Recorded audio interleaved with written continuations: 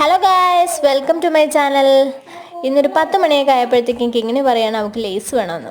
ഇനിയിപ്പോൾ ആരാ കടയിൽ പോവാ, എന്തായാലും വീട്ടിൽ തന്നെ ഉണ്ടാക്കാമെന്ന് വെച്ചൊരു പൊട്ടറ്റോ എടുത്ത് തോലൊക്കെ കളഞ്ഞ് ഒന്ന് നല്ലതായിട്ട് കഴുകി വൃത്തിയാക്കി ഒന്ന് സ്ലൈസ് ചെയ്തെടുത്തിട്ടുണ്ട്.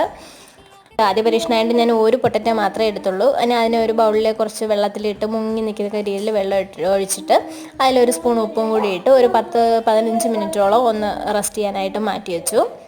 ഒരു 15 മിനിറ്റ് കഴിഞ്ഞ് അത് നന്നായിട്ടൊന്ന് മിക്സ് ചെയ്ത് ഇളക്കിയതിന് ശേഷം ഒരു വൈറ്റ് കളർ ഒരു കോട്ടൺ തുണിയിലേക്ക് ഞാൻ അതിനെ കുറച്ച് ചെറുതായിട്ട് ഓരോന്നായിട്ട് നിരത്തി വെച്ചിട്ടുണ്ട്.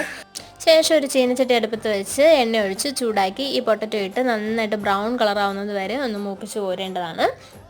വറുത്തെടുത്തതിന് ശേഷം അതിലേക്ക് കുറച്ച് മുളക് പൊടി, എനിക്ക് ഉപ്പ് കുറവായതുകൊണ്ട് കുറച്ച് ഉപ്പ് പൊടിയും കൂടി ചേർത്ത് ഞാൻ നന്നായിട്ട് മിക്സ് ചെയ്തെടുത്തു.